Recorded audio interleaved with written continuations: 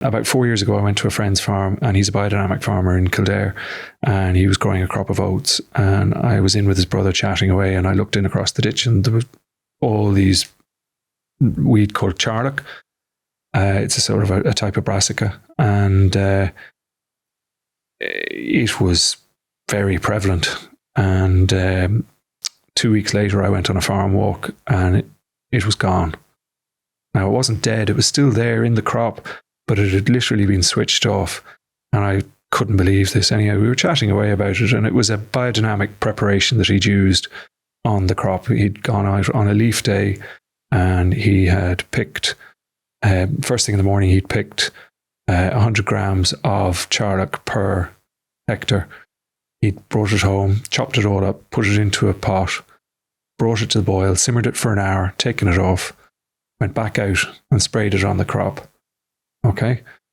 And in the 2 weeks, it had just told, basically what he did was it was signaling to the crop that your job is done. Sorry, the weed, that this is the charlock.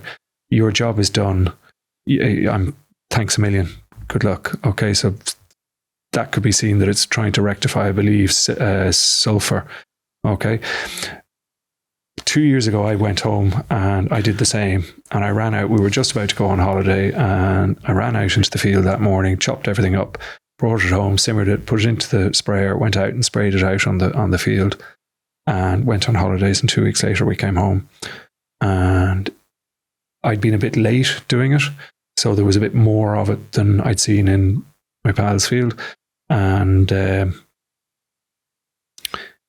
from the day that I'd sprayed it, everything above that was flowering didn't go to seed, but anything that had been fertilized, so the lower half of the plant went to seed, but the top half of the plant didn't go to seed. Okay, I had 2 fields of that crop.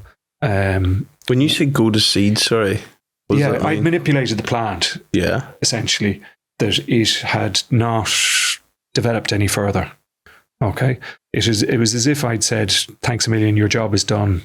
Is that what you wanted? Yeah, you absolutely. didn't want them to grow anymore? No. Okay. This was the weed. Okay, so it was in a crop of oats. I was thinking the crops. It was in a crop of oats, yeah. But it had a double... I'm now looking back at this, and I've learned a little bit more about it since. At the time, it was pure luck.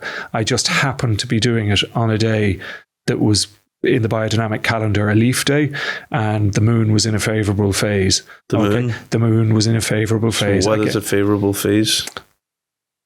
We'll get to that in a minute. It was at a favourable state in the growing of the plant. Okay, so I went and I sprayed it, and I went off on holidays. Came back. I didn't do it in the other field at home. Or sorry, no, that year I did do it in the 2 fields. And anyhow, basically what I'm getting at is that crop was a better crop than the other field. So I gave that crop something it needed, and that's why the weed was growing there. So the weed was growing to fix a problem, and when I took it and put that subtle energy for that out, I was telling the other plant, here is what you need as well. So it put its shoulder on the one I didn't want, and it gave a little boost to the one I did want. So there was a difference of about 0.5 ton to the acre between the 2 fields, the one I did do and the one I didn't do. Was that a test or? No. It was purely time constraints, and I just didn't have enough time. Farming is observation. You know, you look, you do things that don't work out. You try different things. In the moon phase. We'll get to that in a minute. The following year, I went out and I thought, this is great. I can just do this. I picked everything. I went and did it all, and I did every crop in the place. And I thought, this is great. No effect whatsoever. Didn't change anything, didn't kill it or anything. And I was scratching my head, and I was on a course with Knott's later on that year, and I met somebody, and he said, yeah, well, did you do it on a leaf day? And I was Capricorn in the right constellation. And I said, what? And I went back and I had a look at my diary, and sure enough, the year before, everything was aligned and right, and it had worked. And last year, it wasn't right, and it didn't work. So now I know this year there are 2 days in the month of June and 2 days in the month of May where I can go out and do that job. So I'm going to brew up a go and go and have a look at that. It may or may not work. It could be, I don't know. But You're going to test it out. Put it this way, it has worked. It's what is this? Is the moon cycle, is it, or the lunar cycle? That's part of it. It's to do. So what is the leaf day then? Leaf day that's a good question. That's a leaf day is when things are flowing upwards into the leaf from the floor. Again, I'm learning this. This is new to me. And then you get root days, and then you get black days, which are days of the month where you shouldn't really go out and garden at all. And how do you know what these days are? I use a biodynamic calendar. This one is Maria Thun. There's a couple of apps as well you can get. Okay, so what's that based on? Is that the constellation? Yeah. Okay. Constellations and the phases of the moon, and then going further out, if we're we're 70% water and we feel the movement, the tides are all brought in and out with the moon.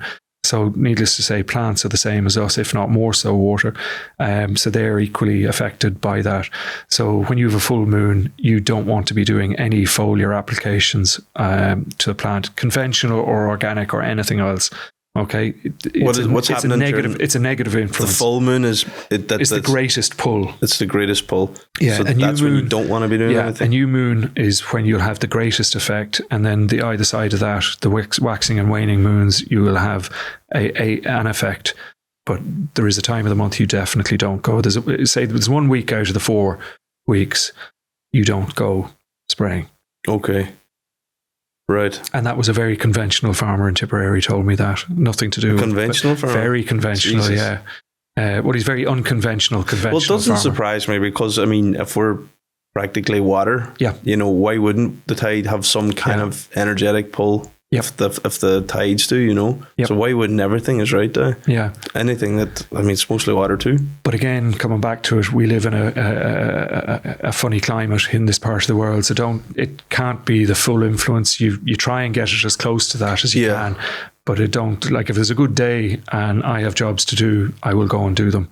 So it's not the be all and end all. Or you can't let it be the be all and end all. So you'd never end up doing anything. Yeah.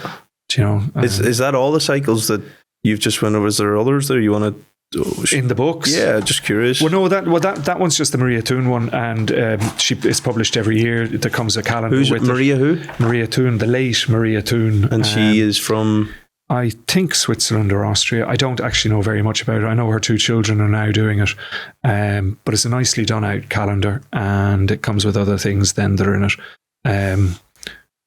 It's about. Do you want to go through other books there as well? Yeah, well, that's the Maria Thun calendar. I do use that. That one's not actually that thumbed and used.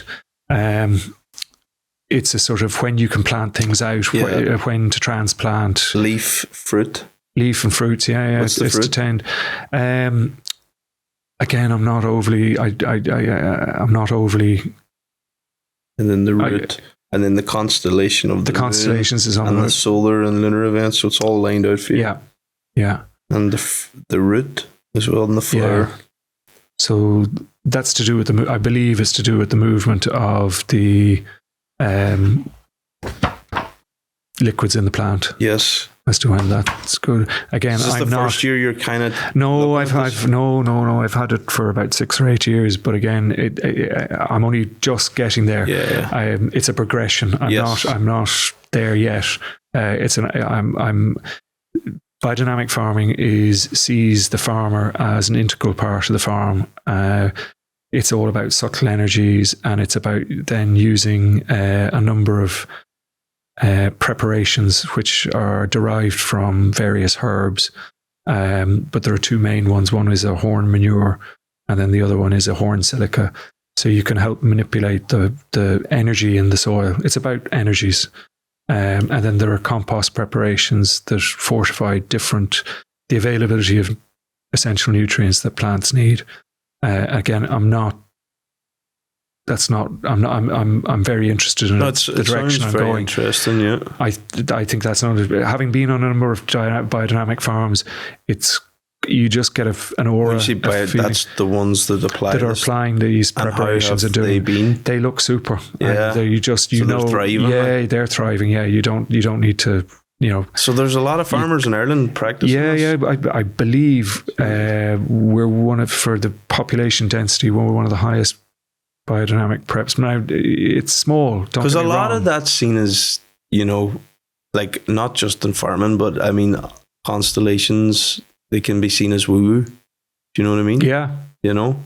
Because it's kind of hard to prove, but the fact that I suppose there's farms you see thriving, working off that, that's well, that's it. Don't knock it till you have it a go. Yeah. And everything I've seen so far with it just happens to be working, and you just you get a feeling. You walk into a room, you know something's right, or you know it's wrong. You walk into many biodynamic farms, you just know it's right.